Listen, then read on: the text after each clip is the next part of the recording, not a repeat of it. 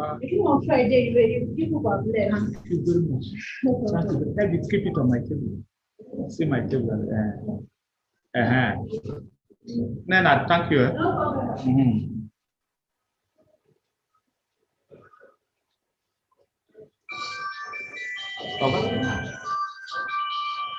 Well done.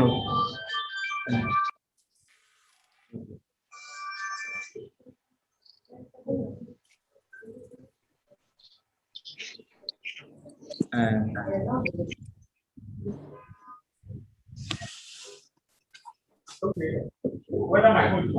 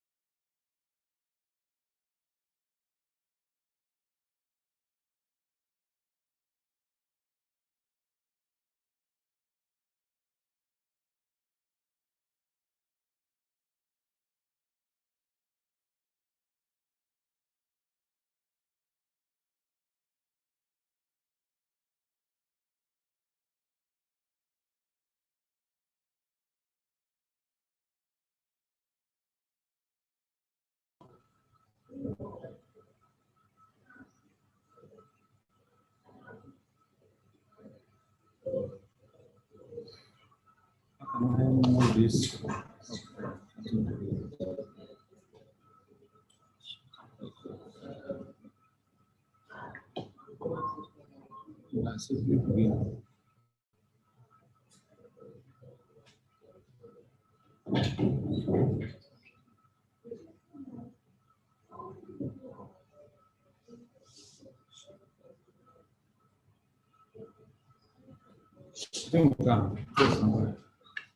Okay. Good afternoon, distinguished ladies and gentlemen.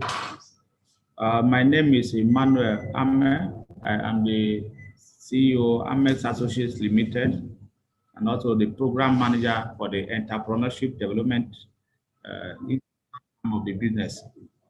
We are embarking on a journey, a training that will take us for 5 days. So we'll have the training today, tomorrow through Friday. This afternoon, it's my singular privilege to welcome you to a very trailblazer of the scheme of training program, entrepreneurship and skills acquisition for AGSMEIS. Here, we are going to expose you to enable you to have an entrepreneurial mindset, which is what is needed in a country like Nigeria today, in spite of, in view of all the happenings in the country, in the economy right now. So today's program is titled Entrepreneurship and Skill Acquisition for AGSMEIS. So welcome on board, and we want you to pay attention, because it's also very important that you are not just getting the certificate, but you are gaining something from this particular training. As we go forward, we will be explaining a lot of things that is associated with the AGSMEIS project. And it's my pleasure again to welcome you.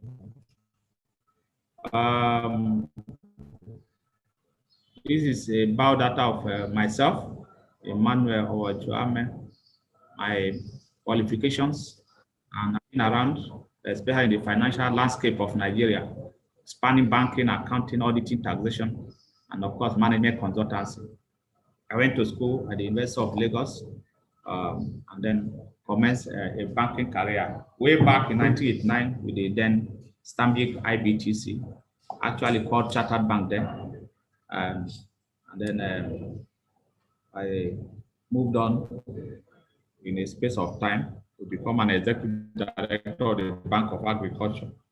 But today, I'm privately engaged as a consultant and as the managing partner of Iwame & Co. Chartered Accountants, as well as the founder and CEO of AMEX Associates, this particular arm that is anchoring this training. Way down the line, sometimes I also held a stint at the National Assembly. I was a special advisor to the Deputy Speaker of the House of Representatives between 2015 and 2017. This is just to expose you to the mindset of the person that is talking to you right now. Now, I need you all to look at this particular quotation captured here. Say, if your salary is your only source of income, you are one step away from poverty. There's no time that it is more true than today, especially in today's Nigeria, where a lot of things are happening. Students go to school, they graduate, they come out, they churn them out in thousands, and they can't get any gainful employment. But those who are even salary earners, if you are not thinking entrepreneurially, you are not thinking of doing something in addition to your salary, they say here that you are one step away from poverty. At the end of this, if you are a salaried employee, or if you are doing something, whatever you are doing, I believe you can pick up a skill, pick up something that can also upgrade your earnings. So there's nothing that is as true as this quotation. Now, what are our training objectives for today? What are we actually set to achieve? We're going to train this in for you guys. Want to know what the AGSMEIS loan scheme is all about. And then want the participants to know the objectives, the components, and processes of achieving the goals of the AGSMEIS. And then to understand the concept of entrepreneurship is very important. And then, of course, to expose participants to the skills required for entrepreneurship. And finally, to prepare participants for a life of entrepreneurship, which, like I say, is a winning life. It's a winning formula for any human being, especially in a country like ours today. Outline what we'll be achieving. We'll define AGSMEIS, the objectives, components, processes,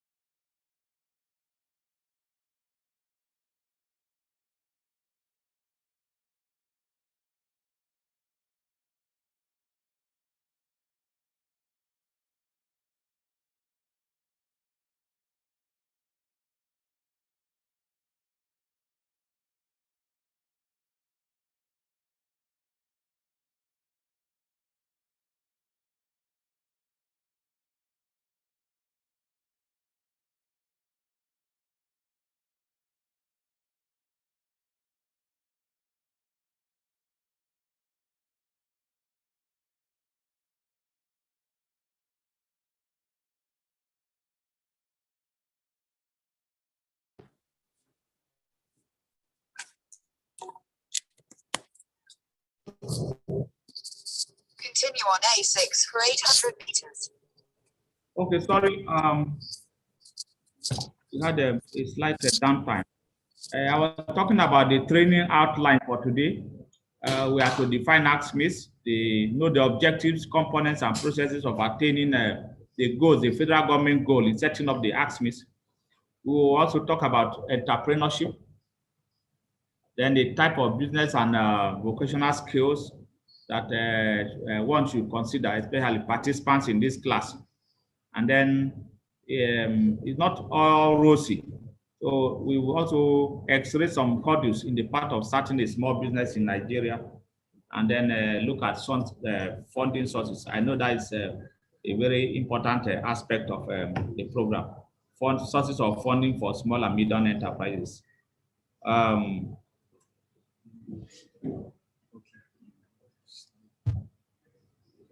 Okay, now we are going to, we are taking off right away. AGSMEIS, I've been calling it AGSMEIS, is a coinage. It stands for Agribusiness Small and Medium Enterprises Investment Scheme. That is what is the AGSMEIS. For all practical purposes, I'll be using the name AGSMEIS, but the full meaning is Agribusiness Small and Medium Enterprises Investments.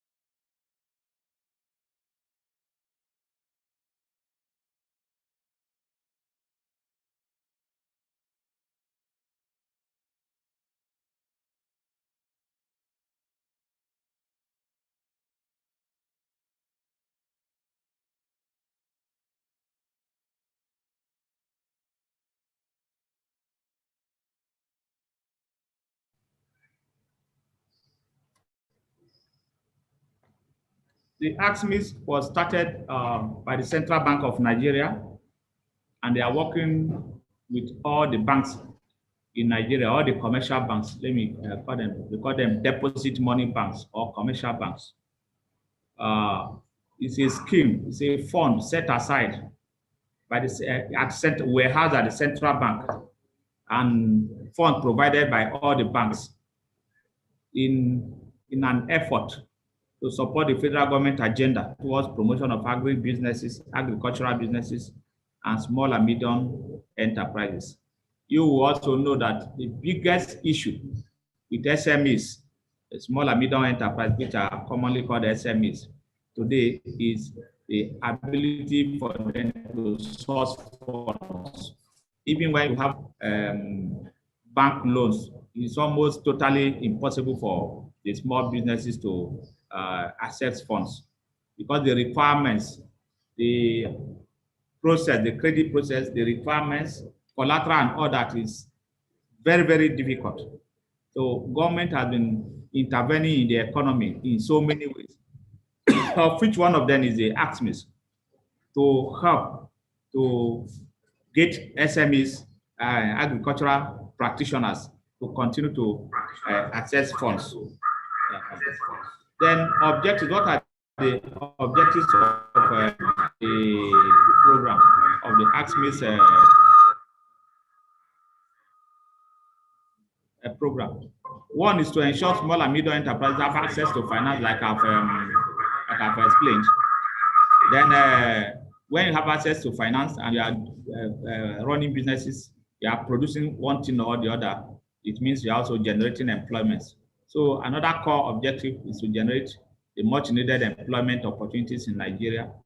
And then again, also to boost the managerial capacity. Once you are in employment, there are chances that, not chances, there's every chance that you also have your capacity to thrive increased. So another objective is to boost the managerial capacity of people, agribusiness practitioners and SMEs as pipelines for growing enterprises, that can become huge corporate organizations. All the corporate organizations we hear about today, in America, in Europe, everywhere, even in Nigeria.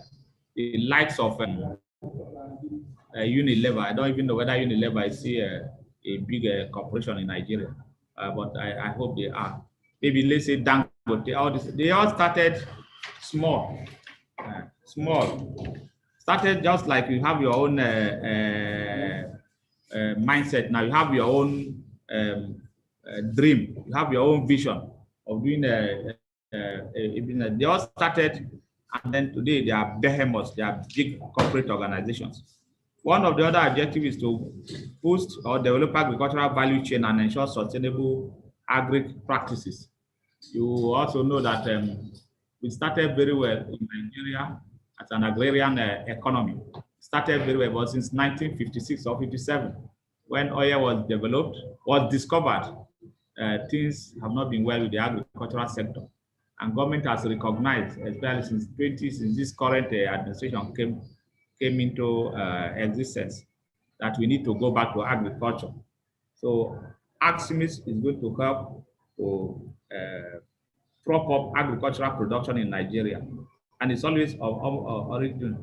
For your information, most of the approvals to date in AGSMEIS, I can say 60% of them are into the agricultural area. It doesn't mean that they are not funding. It doesn't mean that they are not funding every other sector. But the biggest gainers of the AGSMEIS project and the other government intervention programs are the agri practitioners, agriculture in so many other places, in so many other ways. So raise us up yourself and try to embrace agriculture if you are not there already. Now, what are the components? Like components means what are the parts? What are the makeup of AGSMEIS? From the coinage, AGSMEIS, AG, represents agriculture. S, small, medium enterprises investment scheme. So AGSMEIS comprises agribusiness and small and medium enterprises as a vehicle for economic development and employment. Let's get some information on the agribusiness sector in Nigeria. In 2019, that's barely 2 years ago or thereabouts, agriculture contributed around 21.9% to Nigeria's GDP. GDP, of course, is the totality of all production processes in the country.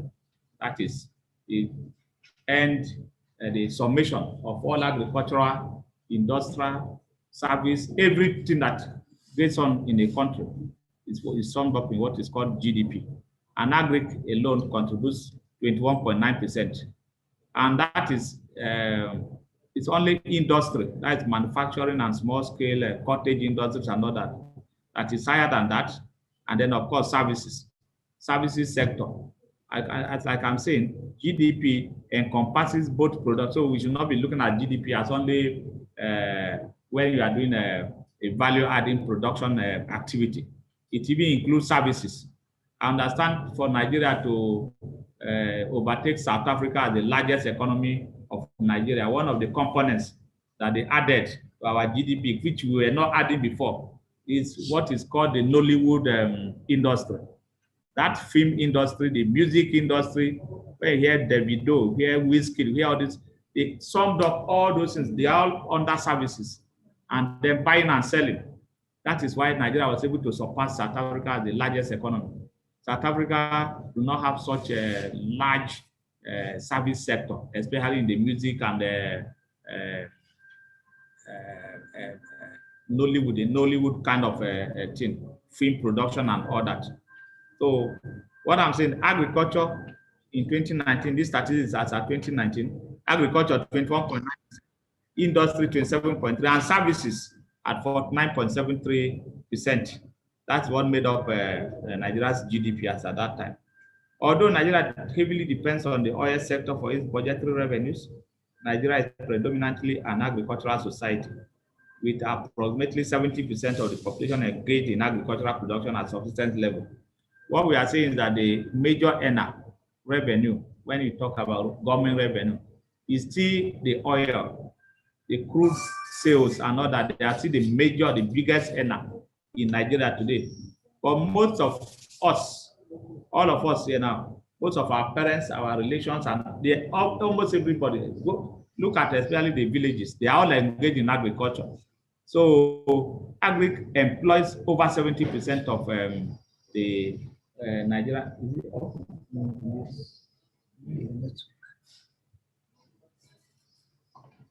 I'm still seeing this one. Yes.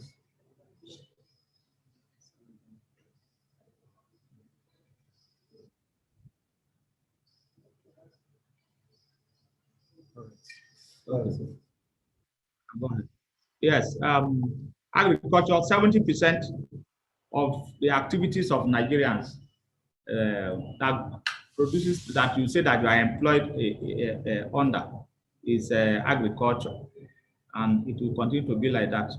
And it is this trend that has made government to leverage with a renewed focus on the agricultural sector in an attempt to diversify the oil economy from oil. There are several reasons why we have to diversify. First of all, oil prices have been crashing.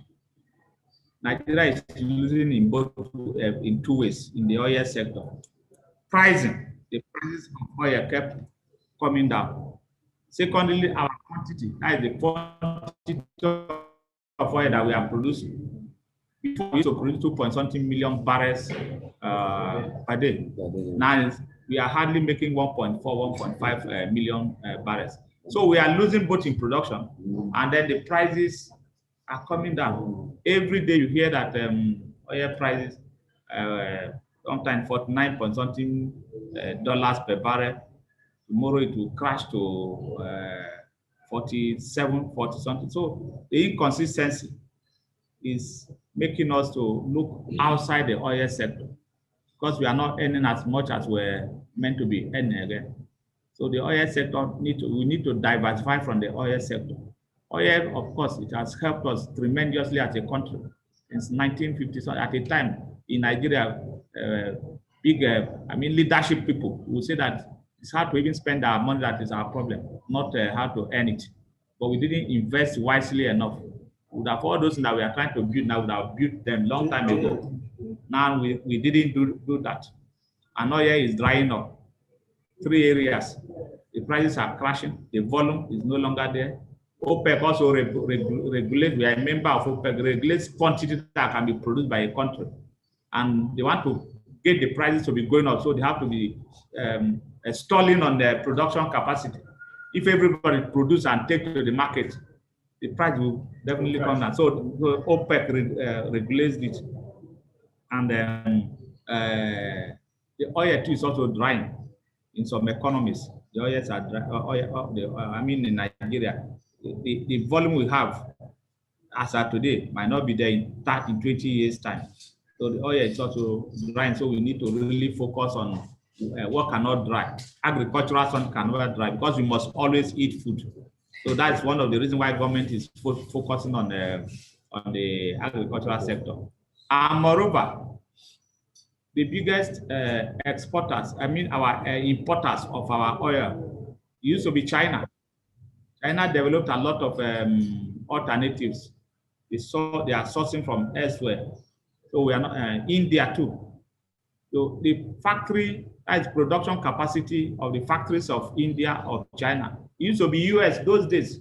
They discovered their own shale oil and discovered a lot of oil in like in Texas, in almost all Alaska or whatever there. So they don't need our oil that much any longer. So if we don't take time and we don't diversify, we will just crash as a country. Now, for instance, is giant strike by government in the agricultural sector is an initiative called the Anchor Borrowers Program. And now we are now talking of AGSMEIS. The Anchor Borrowers Program was launched in 2015 to increase food production. And a living example is they launched it in Kebbi State. And a living example is actually Kebbi State. Rice production in Kebbi State just quadrupled within that period. Now, we have stopped importing rice. That is, as a country, we don't bring rice into the country right now. Most of the rice all of you are eating now, almost all of us, rice produced in Nigeria. Local, they are produced locally. That is one of the gains of the agricultural revolution of this current government. Most of the rice produced in this country. Rice is the most staple food. Rice is eaten in the north, in the south, in the east, in the west, all over the country. Rice is a major staple. You hardly can have a whole day without eating rice in Nigeria today. Whether you are a big man or a small man or whatever, people can be dieting and be looking at what exercise people are telling them. But rice, you must eat rice. And we are producing a lot of rice in Nigeria currently as a result of conscious government policy, especially the Anchor Borrowers program. And now they're also going to use the AGSMEIS to drive. I've told you people that most of the loans that have been given out under the AGSMEIS, 60% of them are in the agricultural sector. I'm not discouraging anybody who is doing something value adding. Maybe you are doing dry cleaning, you are doing bakery. The bakery is also more like agri too. You are doing what are the other IT? You are doing all manner of. You are playing in other sectors. You can also share part of the AGSMEIS fund. But I'm just saying that in general, they give more privilege to the agricultural players. Yes.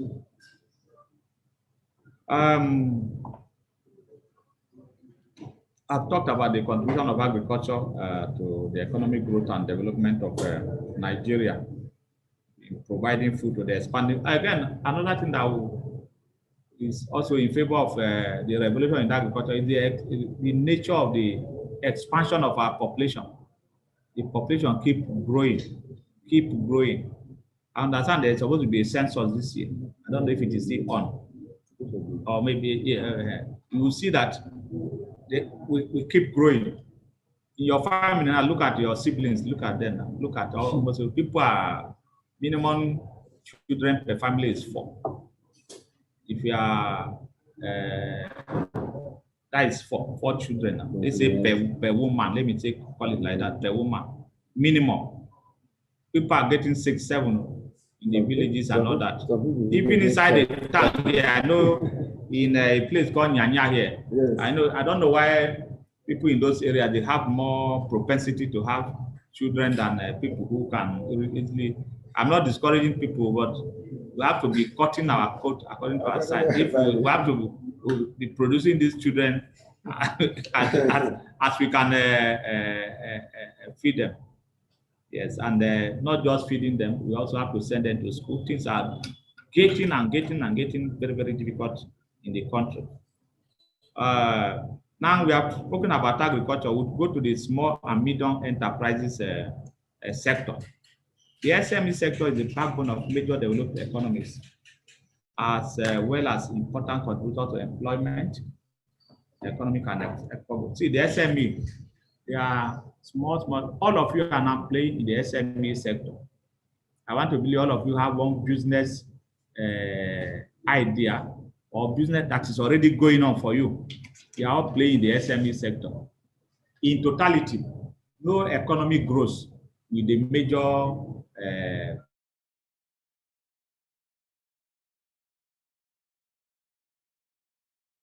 big companies. Economy cannot grow. What are they? Yes, Unilever, all those kind of people. The economy cannot. The economy grows from the bottom, and that is using the SMEs.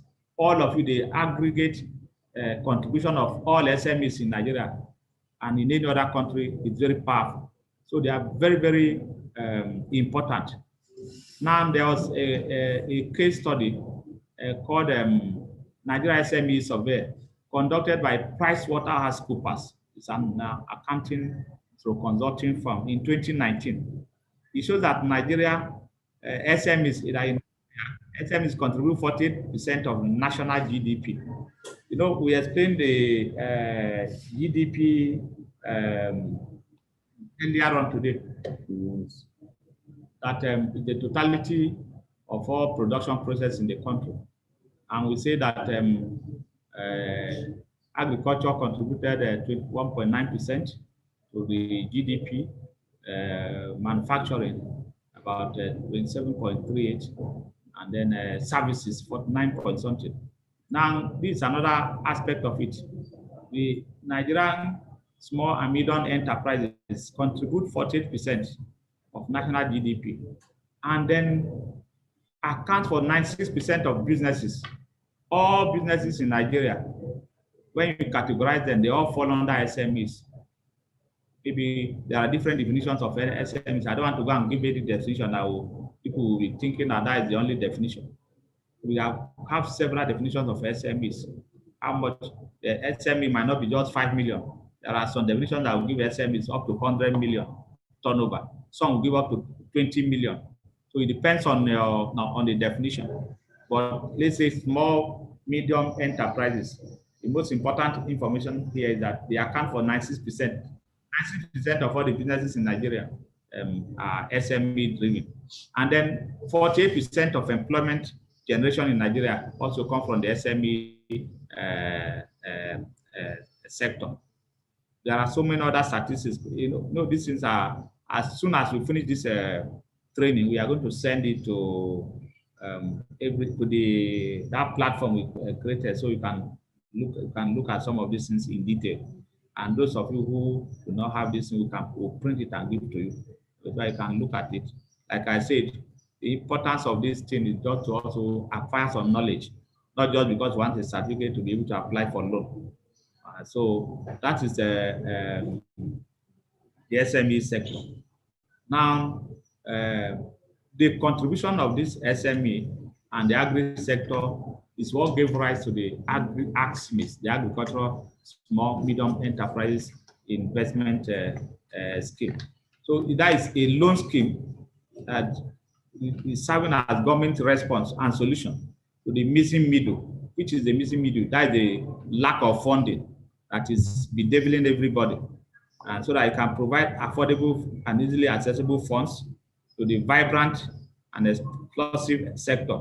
We are talking about the agriculture and SME sector, so that we can move Nigeria to a higher level. Yeah. Now, let's look at entrepreneurship itself now. We're just discussing the AGSMEIS, what it is and what it is not, and specifically for purpose of your loan.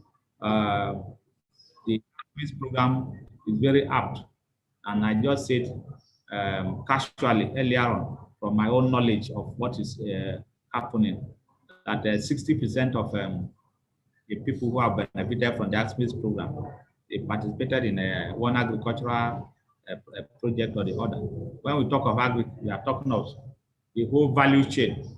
Some people can be doing fisheries, some are doing poultry, some are doing crop farming, rice farming, maize farming, soya beans. All this, every aspect of the agricultural value chain is very important. Let me give you an example. If you are playing the poultry sector and a maize person who produces maize do not produce, how will you get your feed?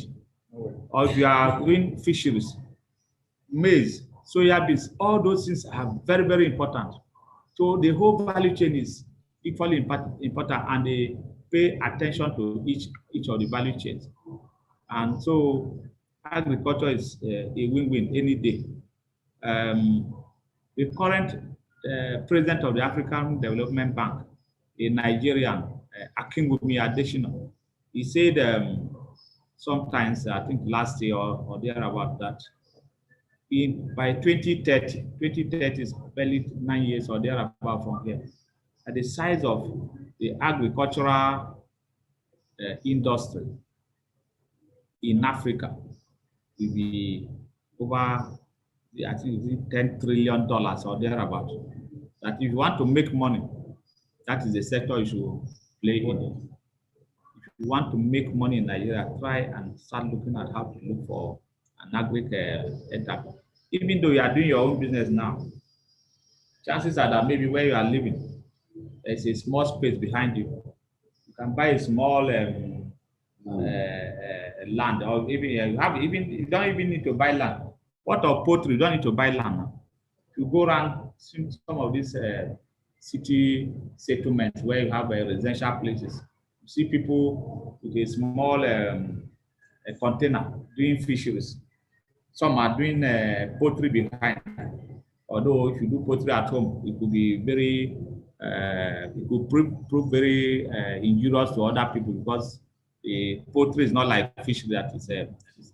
But if you can step out a little and get a farmland, good a thing, so try and continue to be making inquiries until you achieve something. Now we are going to discuss entrepreneurship. What is even this entrepreneurship? We have been told to have entrepreneurial mind. We have been told to let us do something that we know we are on this. That one, we are the entrepreneur. We are employers of labor. We are one thing or the other, not just collecting salary every end of month. So what is entrepreneurship? Entrepreneur, the process of starting and running a business enterprise. That is a very small and simple definition. You start and run a business enterprise. It can be in agriculture, it can be in any form. You can be like a young lady who is related to me, who during this lockdown and all that the schools were not opening. I know you can't go and buy food from my eatery and all that. It started, she had a training, started what they call small, they call it small chops. All this small meat pie, what other things? Small chops. And then she told me sometimes that she makes between 80 and 100,000 every month.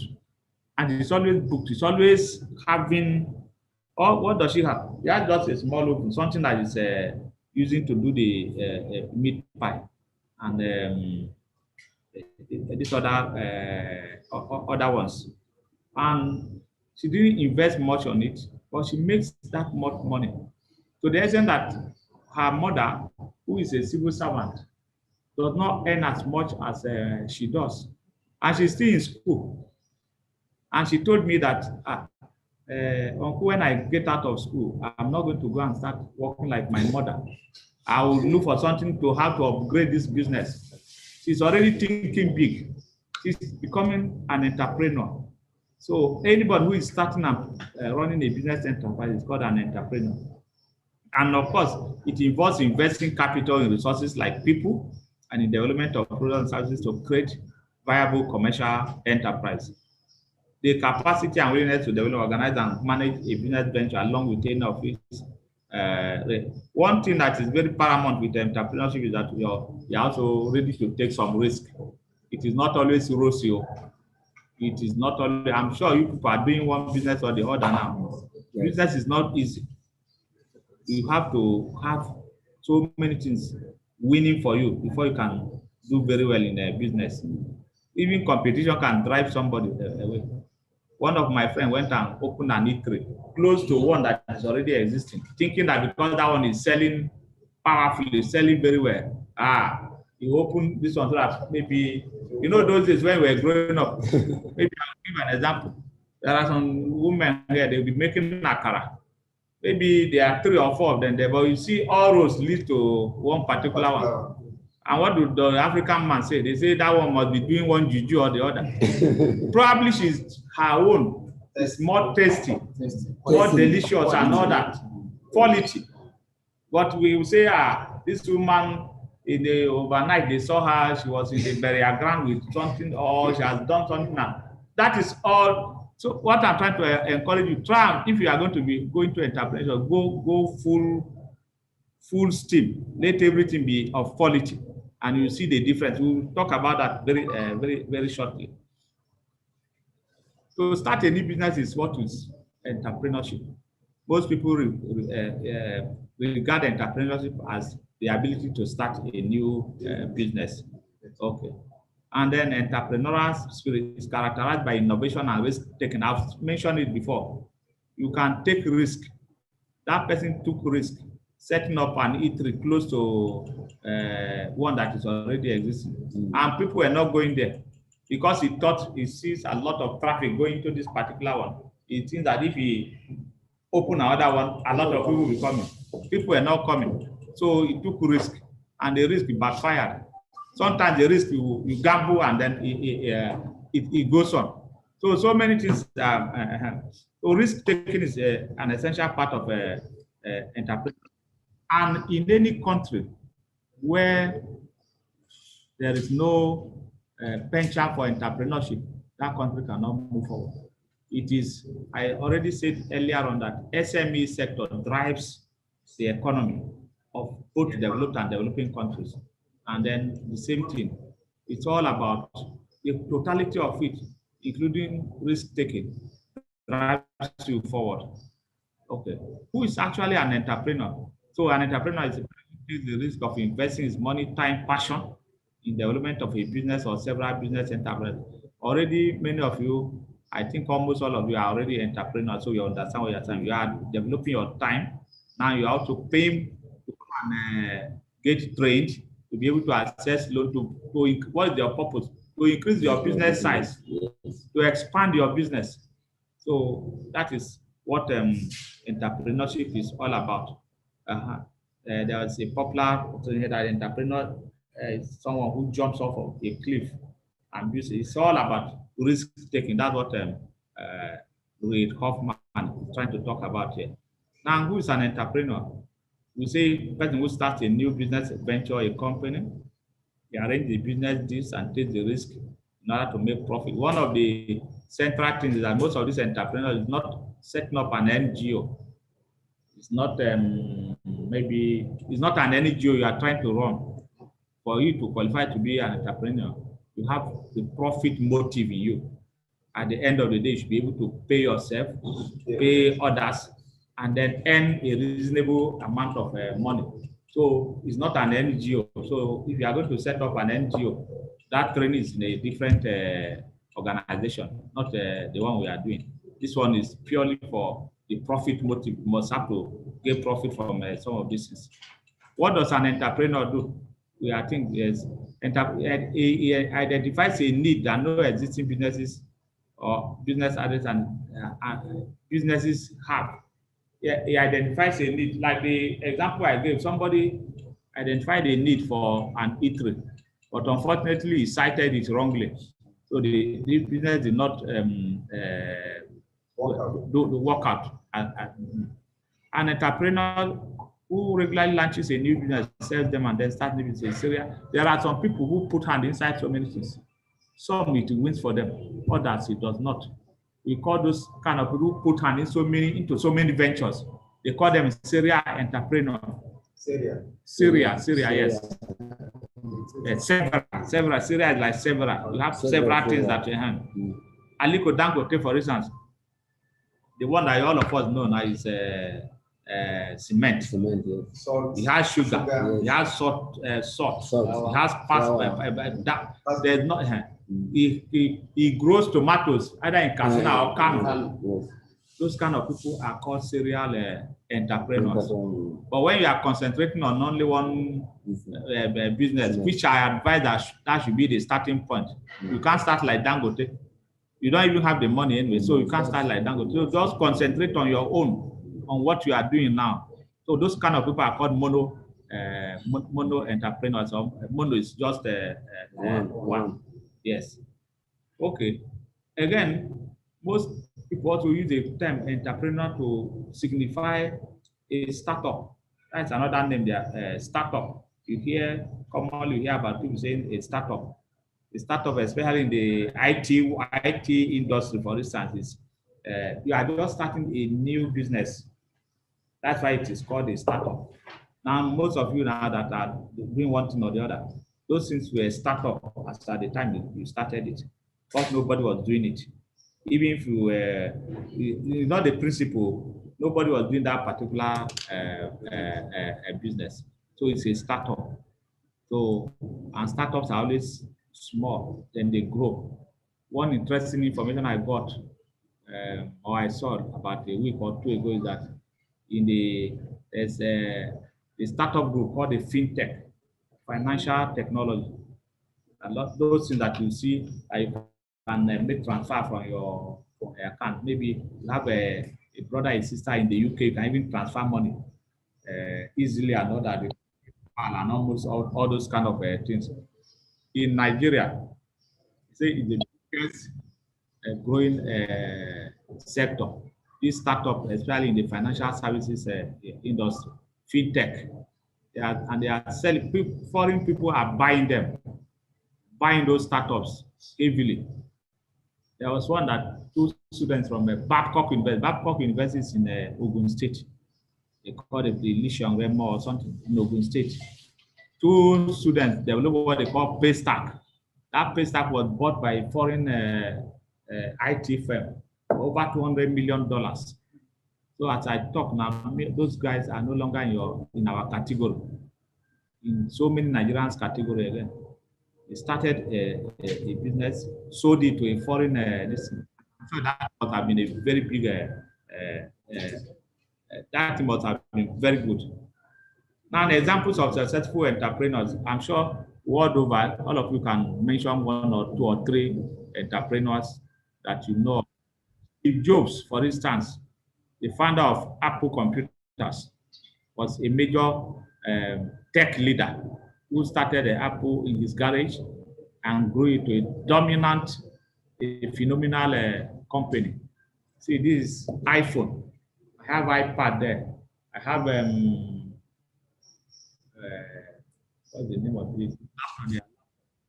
So, and that is how it is all over. Steve Jobs created the understanding. He didn't even go to school properly. He started it in his garage, what they call garage. In a big man's house, they have garage where cars are parked and all that. And then has become a very phenomenal company in Nigeria today, in the world today. Bill Gates, the Microsoft creator and founder, who has often been listed as the world's most of you are not taking COVID-19 vaccine because they say Bill Gates said this. Bill Gates did not say this. Today, last week also, now we heard him and his wife, they have even divorced themselves. Big men like that. They have what they call Bill and Melinda Gates Foundation. The two people have separated.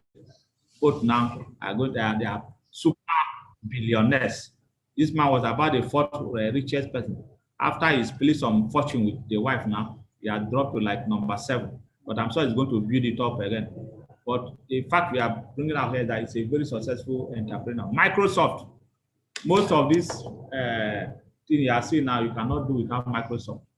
The software that Microsoft developed, Windows, is in almost all, apart from the Apple Steve Jobs computer, almost all other computers use the Windows software developed by Bill Gates and his people. And the money is worldwide. Can you imagine they say worldwide? Now there's another person called Elon Musk. Elon Musk is ordinarily a South African who grew up in Canada and of course America. So he's a South African Canadian American who founded what they call SpaceX. You know this thing of taking things to the space. This man now, he used to be government before, but Elon Musk is one that drives it takes people to space. Want to go to Mars, want to go to Venus, want to go to some of these planets. He has developed a space machine that can take you there. He also founded what they call Tesla Motors. Tesla Motors is like, when I was talking about our oil, the performing lower in years to come. The Tesla motor, for instance, is now they don't use diesel. They don't use oil. They use some other they use solar. So many things. So Elon Musk is, in fact, is about the richest person in the world today because of his entrepreneurial ability. These are pictures of Steve Jobs, Bill Gates, Mark Zuckerberg.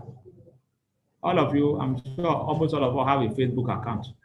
Yes. You won't see it physically. You can't see where the money is coming from. But that man is almost the richest person in the whole world. simply because he developed an app where me and you can chat, we become friends and all that. You can have as much as 5,000 friends on your Facebook account, developed by one single individual.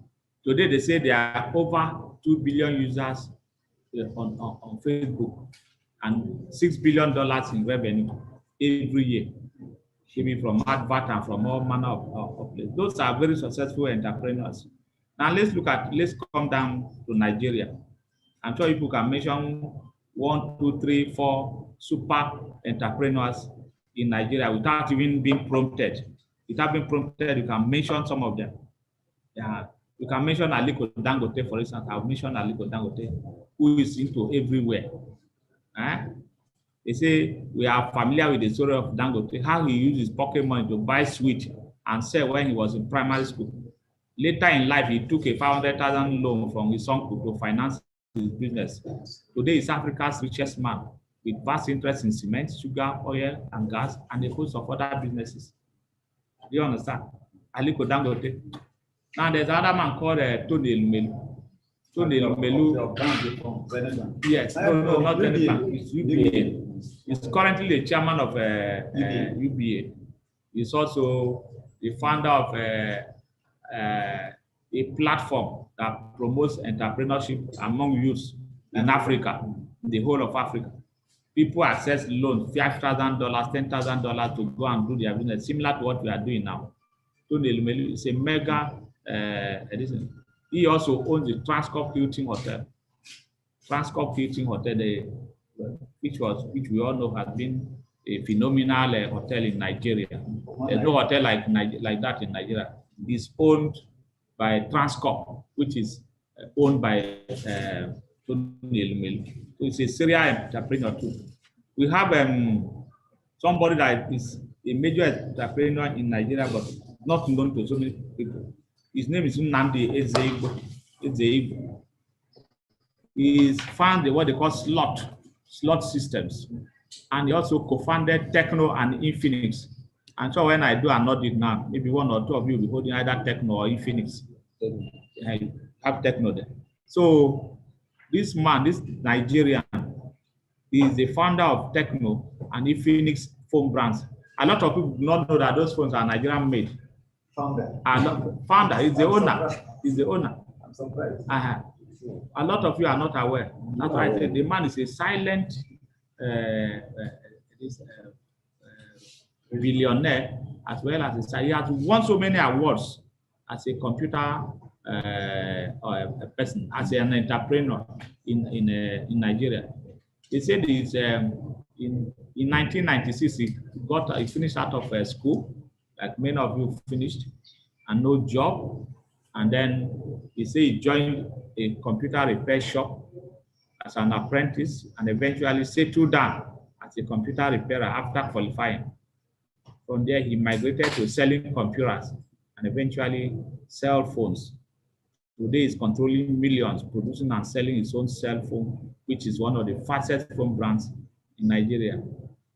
Maybe in terms of ownership of phones in Nigeria, maybe Samsung probably could rank as one of the, maybe #1 in terms of how many, the type of phone you see with people, followed by Techno or Infinix. The cheapest is Techno. Techno. And I'm sure maybe in Abuja, the information I'm giving can be true. But if you go down to the states, where things are really, people are really struggling. Go to Makurdi, Benue State now, most people will be holding Techno phones everywhere. So this Nigerian, as you are buying his Techno phone, we are increasing his size. We are increasing him every time. Because Techno is not like maybe Wizkid went and produced a music and then we saw pirates. I've sent it to almost all over the world.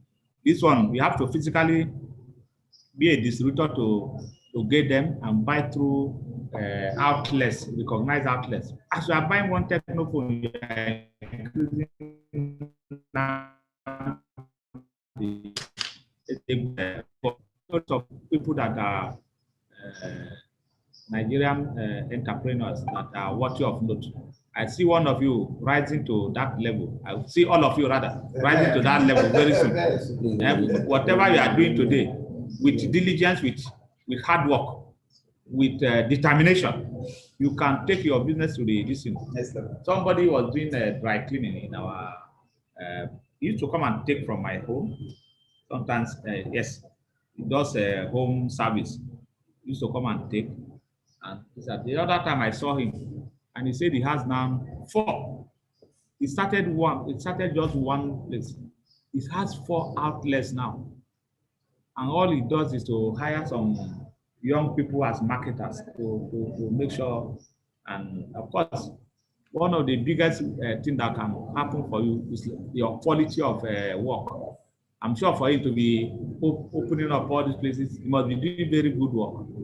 If not, you will not be able to make it. We have types of entrepreneurship. This one looks like a textbook. We created this for you to be able to understand what have the builder, the innovator, the specialist, the opportunity. These are like textbook things. You read it when you get your the manual. The several types of entrepreneurship. You have monopreneur. That is when somebody does only once. Who does one type of business. Multipreneur or serial entrepreneur is like the Dangote that has so many types of business. Different. One of the person that we couldn't find space to put because we have limited time to do it. Richard Branson. Richard Branson is Virgin Atlantic. If you go to UK now, he has Virgin trains. Most of the trains that are running from London to Manchester to Liverpool to understand that Virgin trains is it's even a bigger asset than the airline. A bigger asset than the airline. He has Virgin hotels, he has Virgin this, Virgin records, Virgin this, Virgin that. It's another serious entrepreneur. He has a ship. They call the type they call yacht that moves people from one place to the other for sightseeing, cruising, and all manner of things. Now let's look at the type of business that we can consider as Nigerians now that can qualify and also can do to qualify you for the AGSMEIS facility. There are several types that we said, and then what I want you to do is that the business you are doing, let it be your livelihood. So put passion into it, put interest. Don't do it because somebody is doing it. You have to find the one that you yourself have passion to do. You have the heart, you have the mind to do. Not just because somebody is, like for example, so somebody is in necessary business. You were a good player before, you would have known that that location you was going was not the right place to have gone. So we have fashion. I'm looking at the types of business now that also qualify for this AGSMEIS law. Fashion designing. A lot of people are making money from the fashion world. Worldwide, you hear that maybe one fashion person is coming from Italy to go and do something, or France and this and that. We are not even going to that far, but fashion design is also a major business in Nigeria that people can take into. Farming, of course, that one nobody can underscore. Farming. We have spoken so much about agriculture and especially farming. Small scale manufacturing. There are a lot of people who does one thing or the other. So many things that as if you look at them, people who even produce some of this maybe like meat pie or that, it's a mini manufacturing thing. Some people produce feed for animals. It's a mini manufacturing thing. So small scale manufacturing. Catering is another viable place. Catering. There are people who does this, go to people's homes and render their services. Some also are stationed somewhere. Event management. Move about in any city now, you see a lot of tents all over. And they might not be getting it every day. But there are some that there's no weekend that is not permanently booked. Some weekends we have patronage, minus the COVID-19 era, which we are in. Event management is a major area to look at. Animal husbandry. People are rearing goats. People are rearing pigs. People are doing all manner of things. Goat, pigs. People up. Okay, cattle is also should be under this kind of a business. School business is daycare, nursery. There's no way. There's no place. There's no small settlement where you won't find a school. Children must have to go to school. Security problems, you don't even want your child to go far from where you are. So the tendency is for you to put your child in a nearby school. So if you are in a place and can identify a place to start a daycare, nursery school, so very important. Restaurant and eateries, of course, they are all over. Restaurants, snack shops, like I say, my niece, small chops. Don't know where that name came from, small chops. So those are the kind of things there. Photography. You understand one of the daughters of Mr. President is into this photography. I'm sure her own is a high profile. Because they flew her from Abuja to go and take pictures in Bauchi at a time. We fly from here to Lagos to go and take pictures. So those kind of things. It mustn't start from the level we have of photography. I know some young people who have a good camera, they cover events with their snapshots and all that, and they make money. Publishing. You have people who have listened to published books. Also, another business. Dry cleaning. I've mentioned dry cleaning several times today. Cosmetics, beauty, and makeup artistry. My daughter, when she was in school in the UK, you know this makeup. It's that lady, they are going for a wedding. They disappear for over 3 hours. They say they are doing makeup. We find them again. She was doing it for them in the UK, and she was earning money in pounds. Any good money. It's another business that young people are doing. Health services. Health services could be a hospital, it could be a diagnostic center where what do they do at a diagnostic center? If you go for test, go for one kind of test and other health services. Now, vocational skills, apart from those broad categorization of professions or whatever you can do, vocational, like we have shortage of electricians, plumbers, carpenters, masons, all over. It's also important for people to start considering things like that. All those things, there's no way an electrician will be out of job. You have to also be hardworking. Plumber cannot be out of job. All you need to do in Abuja, for instance, is an evergreen place. They're always building. If you go to one place, you get something to do. Carpenter, they're always there.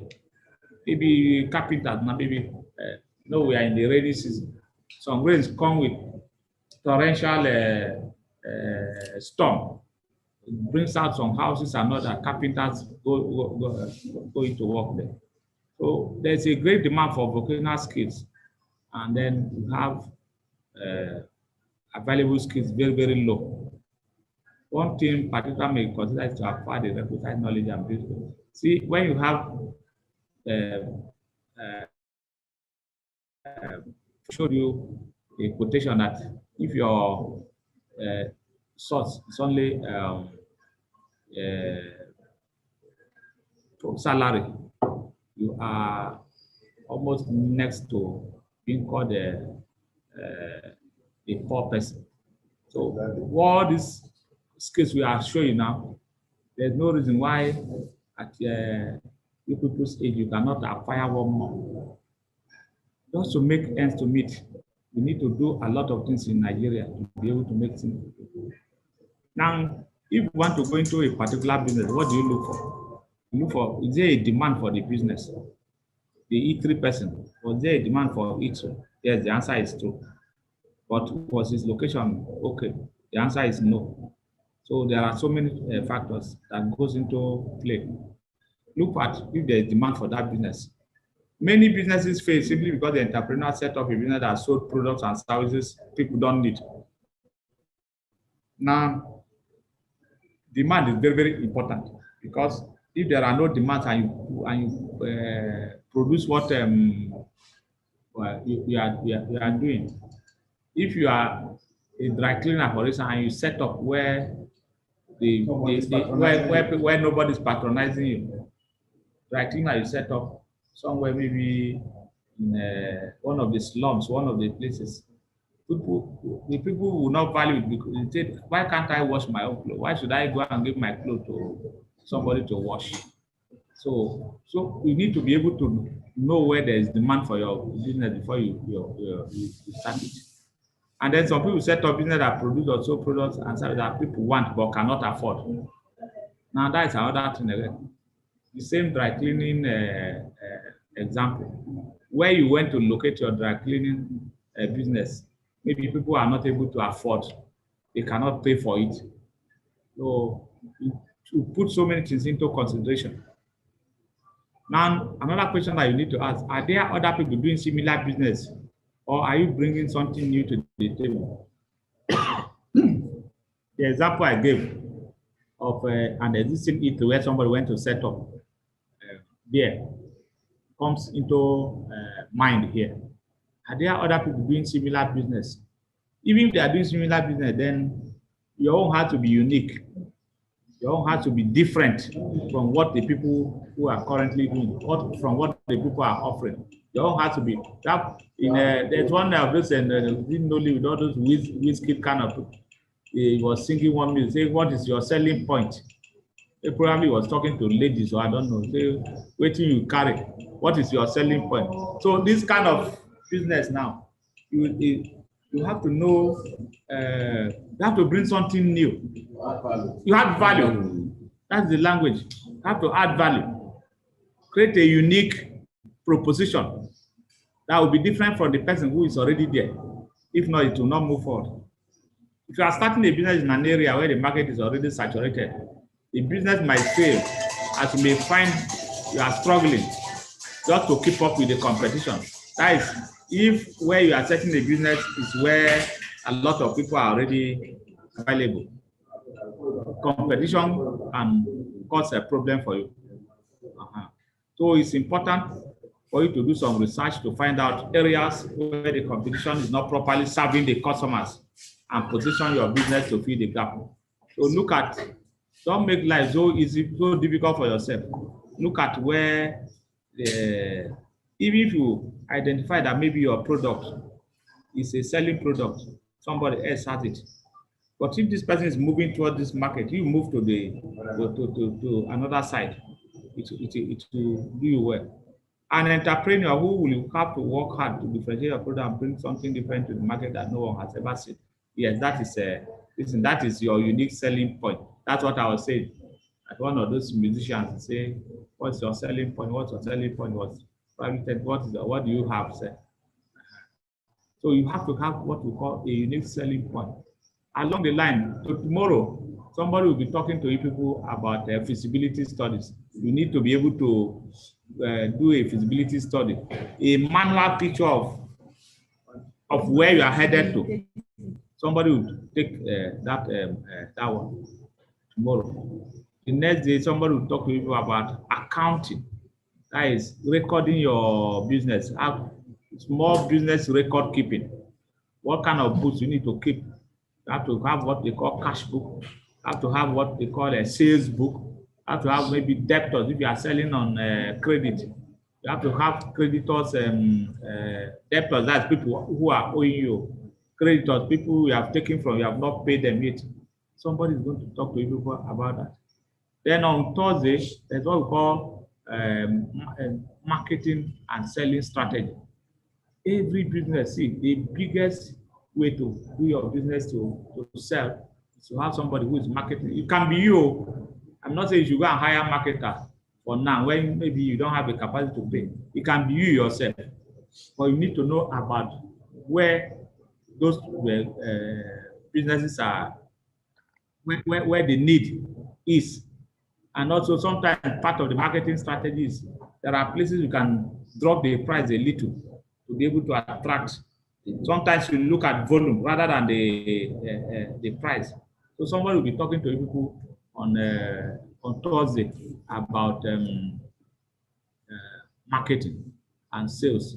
Then finally on Friday, somebody will be talking to people about the legal processes. You need to register a company. What are the different kind of companies you can register?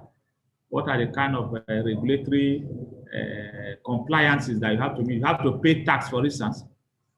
You have to do a lot of things. So somebody is coming to talk to you about all these things.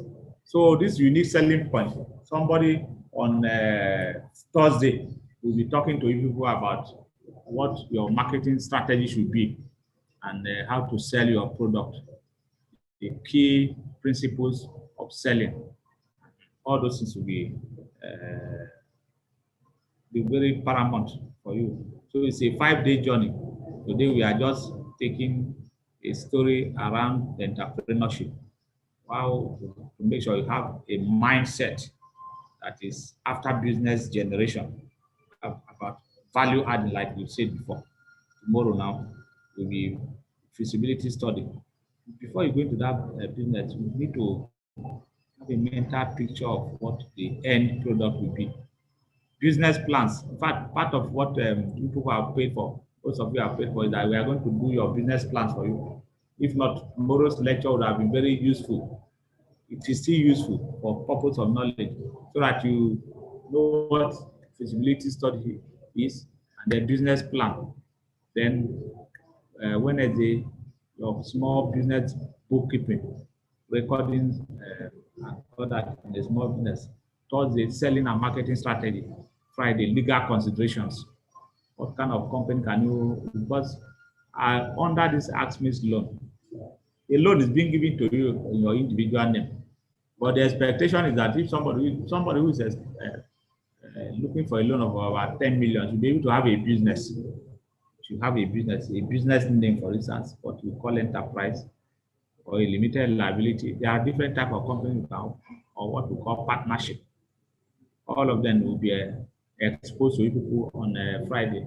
Then at the end of that training on Friday, we now do the closing which how to fill the form, which you almost all of you have. I saw my colleague giving you the form.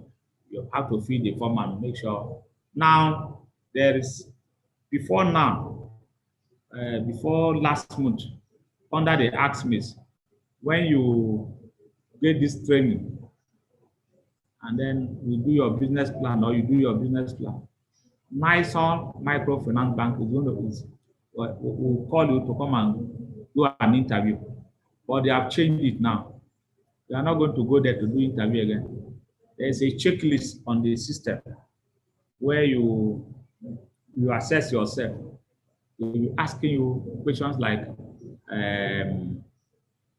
what is your monthly profit and income? Because most of these things, the loan is that they are expecting that you are expanding your business. You are already into it.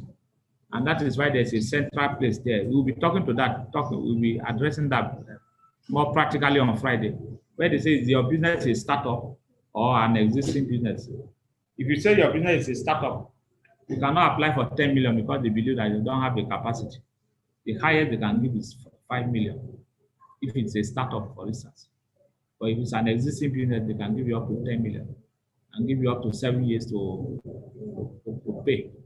And then, in fact, they can give you up to 2 years before you start paying. So they can stabilize yourself. All those things will be talked to you, will be shown to you people on Friday. Okay. Then we are still on things to consider before going to business. Determine what needs are there. Okay, yeah, now we have. Okay, if there's no business, if you determine that the needs are, that is through the feasibility now. Determine what needs are are needed in the business sector for the particular business you are doing. And then you examine the market. That is marketing. You look for the market. And then you consider so many things that you consider. I've first read a lot of things inside our write-up, which you look at. Now, question is, how do you determine what needs are out there? You'll be surprised what you find out about people's needs when you ask questions. Sometimes you can ask questions around your neighborhood. You can ask, maybe somebody wants to do a bakery business. You can identify, you can just look at the needs, how people are buying bread. Assuming a vehicle passes and those vehicles that carry bread for sale, if they pass and you see the enthusiasm of people, it's an iota, it's a pointer to the fact that maybe if you start a bread business, it can be a winning formula in your area. Then social media is becoming very paramount. I'm sure all of you, if you have Facebook, have WhatsApp and all that, you see a lot of businesses that are advertising. They advertise somebody who say he's selling fish at so place. He's doing this, he's doing that. So you're on Friday, on Thursday, the person who is going to take you on business and selling strategies will talk to you about your sales strategy. Okay. But most importantly, look around and identify things. An entrepreneur is always an inquisitive person. You're always asking questions. You always put on inquiry when you come to anywhere. Like if you are an entrepreneur, you are passing through, maybe you are going to your state and you are driving. As you come to a particular city, you will be noticing you'll be asking yourself, if I'm in this city, what will I be doing? What kind of business will I be doing? If we move to another town, if I'm in this town, maybe look around, say what kind of business will I be doing? Your mind should always be inquisitive, always probing one thing or the other. That is how you can become a very entrepreneur. Now we'll discuss barriers to starting business, and I'm sure all of you are already aware that the biggest barrier is money. Money is the biggest barrier, and that is why you are even here. If you have money, you would have been running your business properly. Yes. It's the most vital resource an entrepreneur needs to start a business, and probably the most critical barrier. It is the most important resource, and it's also the most critical barrier. That is money. You need money to be able to achieve a lot. Then another one is lack of knowledge. Some people even have the money, but they don't know how to use the money. They don't have the idea. Many small businesses fail not for lack of capital, but because the entrepreneurs had little knowledge of the business. You don't just go and put head inside where you don't have any idea. Don't go and put head there. Eh? There are times you need to also identify low and high peak period, peak season of every business. Maybe you are trading no ranges. There are seasons that you cannot get oranges easily. There are seasons you can't get mangoes easily. So you need to know the season for your business. Now talking about lack of knowledge, that you need to also know about government policies. So many things that government policies can suddenly take you out of business. All those things have to do with your knowledge. So you take so many things into consideration. You say in the past, has government interfered in this particular business? Has government done that? So you need to take a lot of things into consideration. Will the business be able to generate cash immediately, or you have to sell on credit? These are other considerations that some people have a hardened stand that you can't sell on credit. For those of us that are accountants, when you are preparing your account and we don't see creditors, we are even bothered. Because its expectation is that you should be selling some things on credit. We know how Nigeria is. I give some of the things to some people. There's one man now is selling fish in Kuje. Why I have that experience, I have a small fish farm. When the people come, they have to pay the cash, because then they will tell me that this person in Kuje gives them on credit until they sell before they come and. But I don't have that kind of resources. So that because of that, they underprice our own. When they are paying cash, it's lower than the other people. Because 2-3 weeks they are still owing the man. So see, knowledge that we are talking about is, can I sell on credit? Can I be selling only on cash basis? Like I said to an accountant, or we that are accountants, if you don't see that you sell on credit, it's even a problem. Say, well, you can't do business like that. But we are not encouraging you to go and start selling. You at your small level. Don't go and sell on credit yet, because the money might not come back. So many people are owing and all that. Then part of the knowledge that you also need to know, how long are the products perishable? Look at somebody who is producing a tomato.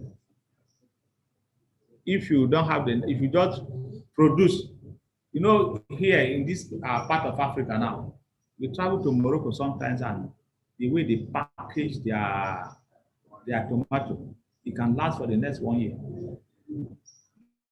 Have specific way they package it. Sometimes they drain the liquid away and all that. So, but here, you produce tomato, you must have to sell within 1-2 weeks. But sometimes when they load tomato from Kano, and before they get to Port Harcourt, if you check them down under, so many of them have gone bad. So all those informations are very important. So that's why you have to have the knowledge to do the business. Now, how long does it take to produce your goods, and will it affect your ability to meet your customers' order? This is another consideration. Somebody started a fish smoking business. They can smoke fish. So he didn't know the thing will explode. He now started, first of all, he started on a small note. The church that the person attends is a very big church. So he takes the fish to the church. Suddenly there was an explosion of orders, and he couldn't meet up. The person couldn't meet up. Do you understand? So those are other considerations that you need to. So when you are going to it, that's why I say, have passion for that business, and then know about the type of business. So what are the barriers we have discussed? We have discussed money. We have now, I've been talking about lack of knowledge. Some people don't have the knowledge. Others do not have what they call determination. So I said this earlier, for you to prosper in your business, have determination. Have that courage to take both decisions to be able to get your teams to be doing well. You need determination to keep you focused. Pick up when you fail. See, in business you can fail, but somebody will tell you that, they tell you that it's not that you will fail that is the issue. The problem that how you rise up after you fail. If you produce like the lady I was giving, assuming she has produced so much, and maybe the goods are perishable, and then he loses so many. The question is, how do you rise up after that? So those are the things that you face. Then how to look for new solutions and strategies to make the business a success is very important. So determination is also key. Then one of the greatest barriers is fear. In fact, they call it our greatest enemy. Fear is one of the greatest barriers to people starting a business. What if I fail? What if I make a fool of myself? What if I'm rejected and people say no? You understand? These are things that disturb people from embarking on something. Some will have that fear that, no, I'll not be able to achieve it. I cannot do it. When you put that fear in your mind, it becomes a problem. People like Bill Gates, Thomas Edison, Honda, the Wright brothers, they developed they flew the first aircraft. They either failed or were rejected at a time. So businesses is not a a very rosy project. It can fail, but the most important thing is that with your determination and with your knowledge, you can rise up again. Now, after that, then lack of support. Um, Lack of support. Sometimes you are going to a particular aspect of business, nobody is supporting you, no support. Yeah, maybe you need money. You can't find anybody to give you money. You can't even find family members to buy into your project, not to give you money. Regulatory support. There are some businesses that you can't enter without government saying one thing or the other. Government gives direction. You wrote a change business, for instance. Today they say it's only 5,000 they can sell to you. Tomorrow they say it's 10,000. The next day they are not even selling again. So those kind of things affect businesses. Non-regulatory. There are some things that you need to meet up in your business dealings in Nigeria. Like I said, you have to pay tax. You have to pay social insurance, this is what they call Nigeria Social Insurance Trust Fund. We are not going to start with all that at the beginning, but these are things when your business is prosperous that you must have to do in this country. And some people don't have what they call staying power. Barriers, I talked about money, we talked about determination, we talked about knowledge, we talked about lack of support. Then some don't have what they call staying power. Another name for staying power is tenacity. Some don't have that mindset that I can withstand all withstandables and move ahead. Most startups lack the staying power. So the moment they encounter a few challenges, they give up. That should not be your portion. That's not the way business should be run. If you have made up your mind to be in business, go ahead along that line. Go ahead no matter what odd. If an entrepreneurship is really what you want to go into, you must stay the course and not to give up. Don't give up. Funding for small business, we have to relate to funding for small businesses. Types of money you can access. We have what they call equity. We have loans, we have grants, we have cooperative loans, we have crowdfunding. Let me try to explain each one of them. In an equity, you started your dry cleaning business or you started your poultry business. So you are now asking a friend, a colleague, somebody you know, to come and buy shares inside the business. So the person will now become a part owner of the business with you. At the end of the year, people will share profit, or at a determined time, or it could be at the end of the quarter, at the end of the month, or whatever. People now look at what you have done so far, and then you share the profit, depending on the formula that you arrive at. That is, you are inviting someone to come and participate, buy shares inside your company. Loans, that is what people are all studying for now. You are here because you want to access loans under the agribusiness, small and medium enterprises investment scheme of the federal government of Nigeria, powered by Central Bank of Nigeria and the Bankers Committee. So loans is very self-explanatory. You can take loan from elsewhere too. Apart from a nice amount, you can take loan from all. You can take loan from commercial bank. A client like we identified before is that they will ask you.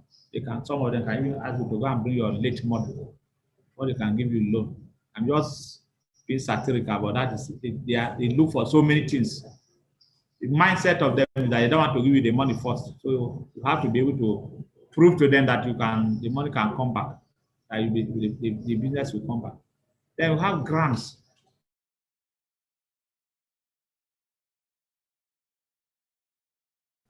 Several grants from the federal government, for instance. Yes, they were some schools and all that. I've forgotten the technical name of that grant now. Survivor Fund. Survivor, yes, Survivor Fund. Those ones are grants. They are not paying back. Do you understand? No, sir, but I know one on yesterday, on Saturday. Yeah, I'm coming. Okay. You give me a number. Okay. But the Survivor Fund. Yes. But beware of fraud. Because by the time they start discussing with you, they come and pay more money or something like that, you have entered into their hand. Maybe all those things are online. They are online everywhere. Sometimes the thing has expired. You see one WhatsApp group, somebody will just send one old news into it, and that thing has expired since. So when you say somebody this and that, just be careful. Let the person give you the website or whatever. Try and be the one that will apply yourself. Don't allow somebody to apply on your behalf for any of those facilities. Because the next thing is bring 5,000 later. They will start with small money. Then they will make it look as if it is almost coming through. Then they say bring 10,000, bring 20,000. So we need to be careful when we want to access all those things, especially when it has to do with grants. There are also small, there are companies worldwide companies that give grants and all that. All this is in our list.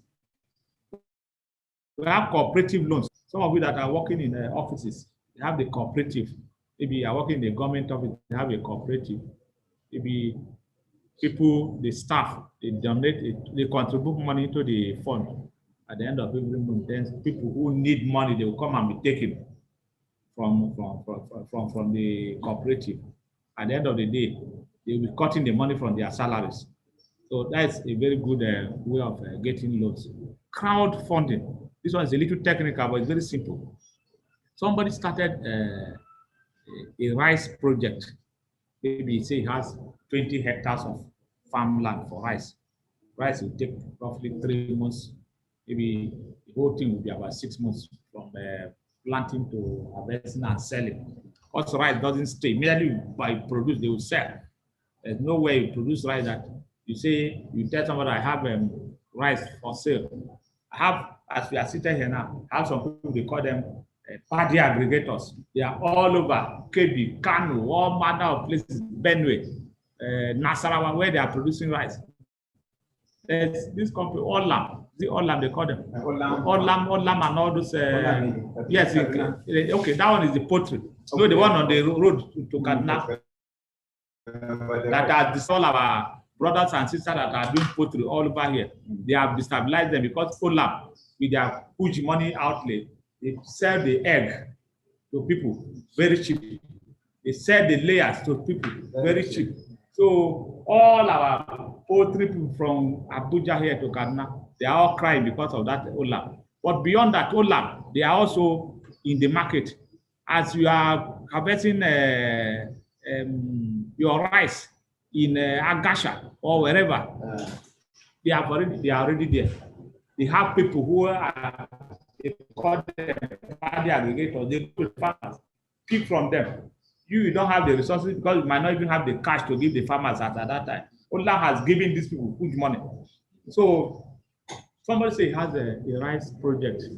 Now he say he wants you to come and, this one is not equity now, he wants you to come and contribute money. They are always in percentages, maybe bring so money, percentages. At the end of the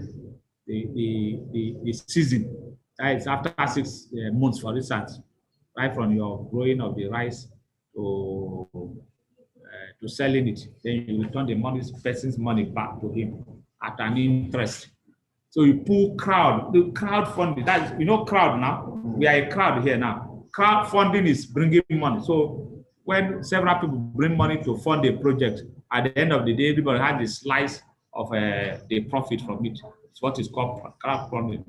In my material here, you see all the explanation for all this that I've talked about, which you can read at your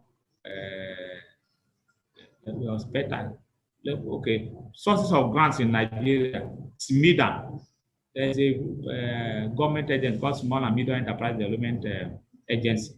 DFI, the Department for International, that's a UK funded. There are so many, TY Dynamo Foundation, Bank of Industry, MTM Foundation, all of them. You can access grants. All you need to do is to make sure you have a good network that you are and good outreach to people where you can be getting things like that. Cooperative loans, I've already explained that. Crowdfunding, process of raising funds from individuals through the internet. That crowdfunding is done through the internet because you don't expect that the rice farmer in KB or the rice farmer in Makurdi or in away somewhere in Plateau State, or Shendam, where they also grow very well, or in Aba. I'm talking about or Taraba. There's so many rice fields in this country. You don't expect them to be able to reach all of you. So it's on that crowdfunding is always done on the internet. The question is this safe? It's very safe because they are registered people. So we are not saying you should go and put, but I'm talking about how to generate funding. So that brings us to the end of today's program for entrepreneurship. And now we are going to ask you to ask questions and make comments, contributions. You can ask questions generally on the AGSMEIS process, on even any topic that is burning your mind between now and Friday. We are more than capable to provide answers. And on this note, I want to thank you for listening. We're expecting questions from especially our people who have stayed the course of this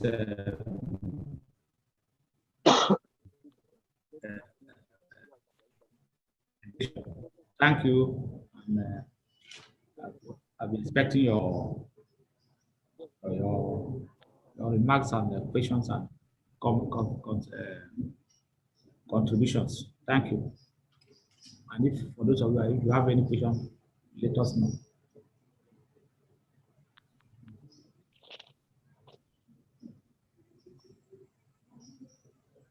We have the pre-quiz, which is, that one is to test.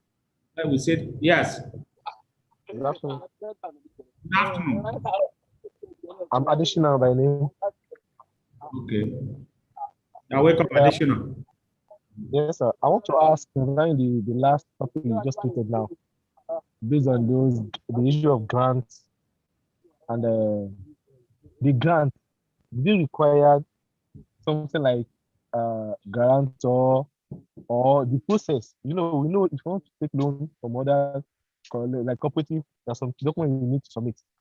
But in the case of grant, does it require those things also? Okay, it depends on who is giving the grant. Well, like I'm aware that for the survivor fund, the criteria, for instance, I know a school that assessed them 30,000 for their teachers every month for 3 months. They didn't ask them to bring any collateral. All they did was to make sure that the teachers are actually existing.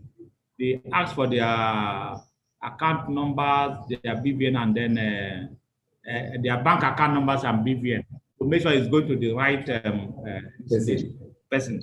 They didn't ask for any collateral. So, like a simple answer is that the grant depends on who is giving it. I can also decide to do my own grant and ask for collateral. But if it's something is a grant, I doubt if anybody will want to ask for collateral, for instance, because it's not a loan. So why would they be asking for collateral? Do you understand? The survivor fund, which we use as a case study here, there were no collaterals. They only asked for some details of the beneficiaries to make sure.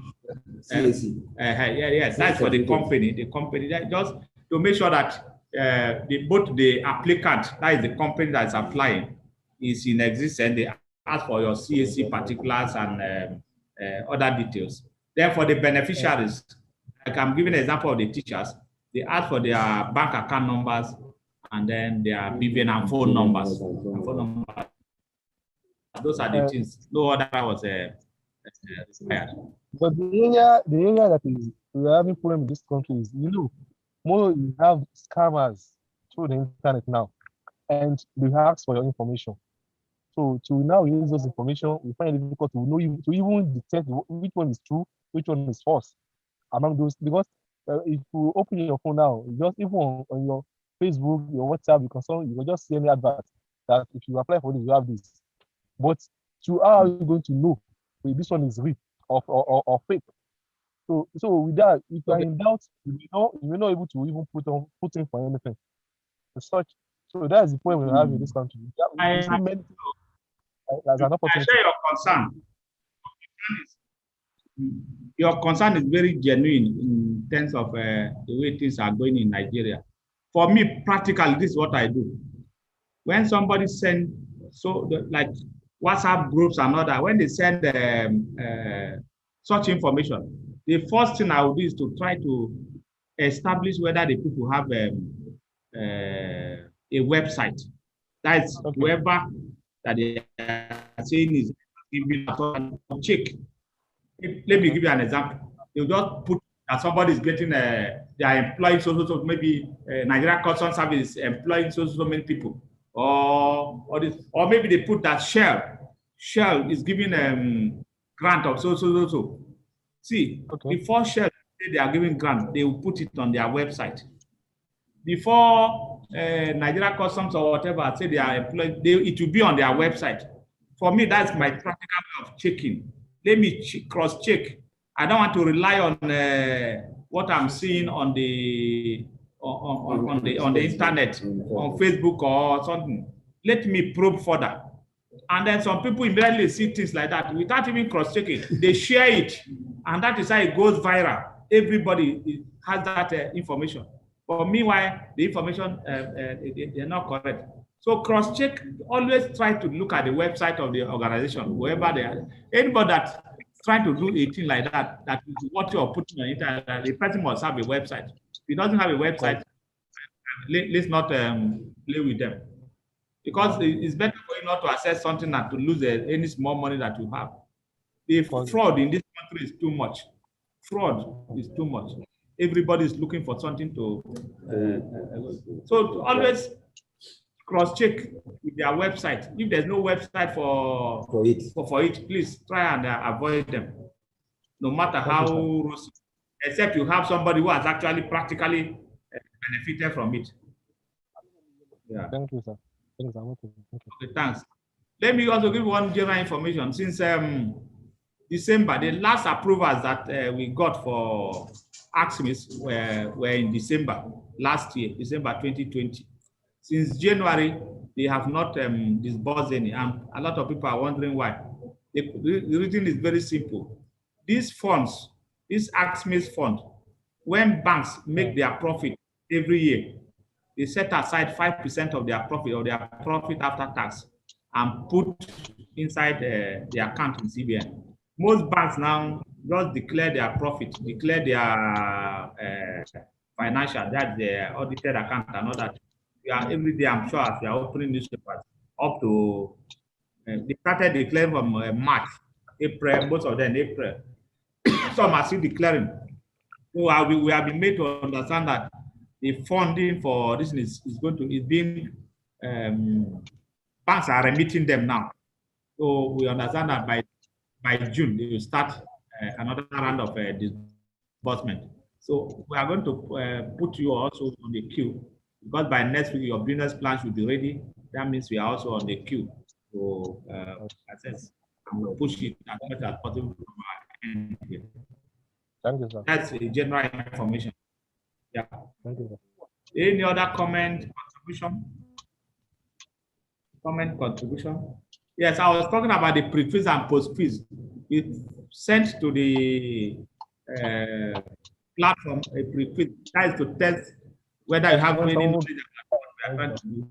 Then we have just sent a post-quiz. Post-quiz has not been sent to the one. That is to test your understanding. All of you try and link current, like once the government fund now $5 million each. In our earlier thing, we say that you have to score at least 50% before you can we can give you a certificate. And for our friends, and I don't know how, maybe from tomorrow we'll print them out for that. Okay. Okay. Any other comment? If not, we'll call it a day. So I can now focus on the post-quiz that has just been sent to your to the platform. So on this note, I want to thank all of you. And tomorrow, like I said, somebody else will be coming. You will see me only on Friday now to round up the whole discussion and take questions, take comments and all that. Then for tomorrow, somebody will be discussing feasibility studies and business plans. On Wednesday, it will be the time to look at the small business bookkeeping, accounting for your small businesses. Thursday, selling and distribution of your product. Friday, legal considerations. What and what. If I want to, like, for instance, set up a company, because the requirement by NISA is that you have a company. What kind of company can I register? Can I register a business name? Must it be a limited liability? All those things. But basically, any company is a company for the purpose of this training. So I want to thank all of you. And, see you again on Friday. But we'll be talking to my colleagues. We'll be interacting with my colleagues between tomorrow and Thursday. So good evening, and it's the evening yet. That's a little, some 5 minutes short of evening. See you, good afternoon, and I wish you a pleasant day. Thank you. Yeah, thanks.